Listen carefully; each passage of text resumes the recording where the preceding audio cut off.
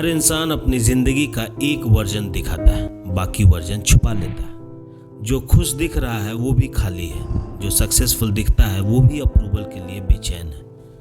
तुम सुबह उठते हो, फोन उठाते हो, फीड खोलते हो, हर फोटो परफेक्ट लगती है, हर लाइफ फ्लॉलेस, और एक पल के लिए तुम सोचते हो शायद मैं पीछे रह गया। लेकिन सच,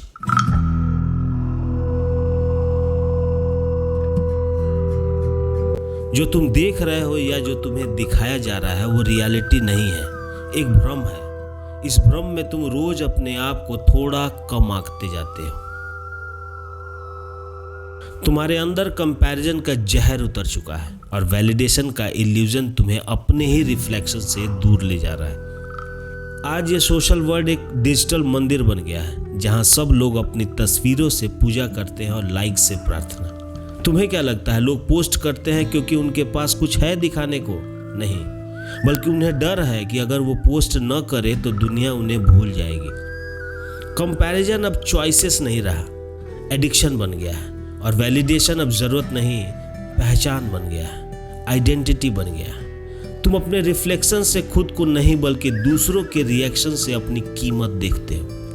और सबसे खतरनाक बात, इसकी डिग्री इतनी ज्यादा हो गई है कि ये सब अब नॉर्मल लगता है। अब लोग खुद से ज्यादा दूसरों को देखते हैं, जैसे खुद का बीइंग किसी और के बिकमिंग से मेजर होता है।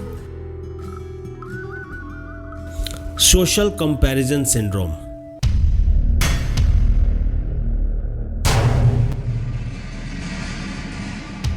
एक ऐसी बीमारी जो दिखाई नहीं देती, पर हर स्वाइप के साथ इसकी डिग्री बढ़ती जाती है।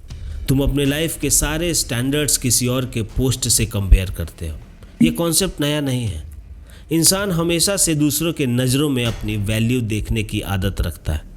एंशिएंट टाइम से होते आ रहा है। ट्राइबल सोसाइटीज़ में भी लोग अपनी स्टेटस और एक्सेप्टेंस के लिए कम्पीट करते थे। जिस ट्राइब में ज़्यादा रिस्पेक्ट, पावर और अटेंशन मिलता, उसकी सर्वाइवल की चांसेस ज़्यादा होती थी। यही साइकोलॉजी का बेस है। अप्रूवल और कंपैरिजन हमारी बायोलॉजी में घुसा हुआ है, और अब इंटरनेट ने इस सिस्टम को एम्पलीफाई कर दिया है। हर पोस्ट, हर स्टोरी, हर रील एक कांस्टेंट रिमाइंडर है। उसके पास पैसा है, लग्जरी लाइफस्टाइल है, फॉलोअर्स हैं, फैंसी गैजेट्स हैं, perfect body, social circle, career growth है, और तुम अपनी लाइफ उसके हाईलाइट रील से मेजर करते हो, एक अपवर्ड कंपैरिजन करते हो, एक अपवर्ड दुनिया में फंसे रहते हो। फिर डाउनवर्ड कंपैरिजन करते हो। कम से कम मैं उतना बेकार तो नहीं जितना वो है। तुम्हारा ईगो सुकून देता है पर झूठा। उसकी ज़िंदगी मेसी है, सुपीरियर समझ रहे हो, पर ये सिर्फ भ्रम है जो तुम्हें इल्यूजन ऑफ वैलिडेशन की तरफ ले जाता है। अब सवाल यह है, कैसे हम कंपैरिजन के लूप से बाहर निकल सकते हैं? अब तक तुम समझ चुके हो कैसे कंपैरिजन और वैलिडेशन ने तुम्हारे लाइफ को हाईजैक किया है। अब वक्त है ब्रूटल सच्चाई के साथ एक नया सिस्टम इंस्टॉल करने का, जहां तुम एल्गोरिथम के गुलाम नहीं, अपनी कहानी का क्रिएटर बनोगे। पहला स्टेप होगा अवेयरनेस, आंख खोलना। तुम एडिक्टेड हो, पर गुड न्यूज़ ये है, अब तुम्हें यह दिख रहा है कि तुम डोपामिन के निडल पे चल रहे हो। दूसरे स्टेप में साइलेंट ऑब्जर्वेशन।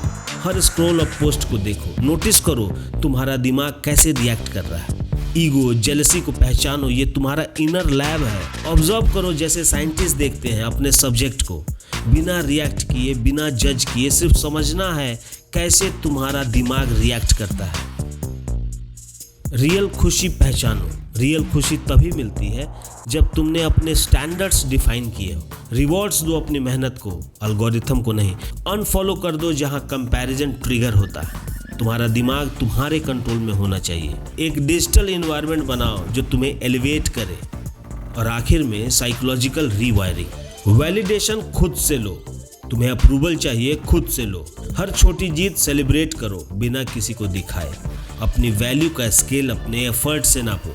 थोड़ा पीछे हट जाओ, डिजिटल डिटॉक्स लो। 2 दिन बिना स्क्रीन के गुजारो।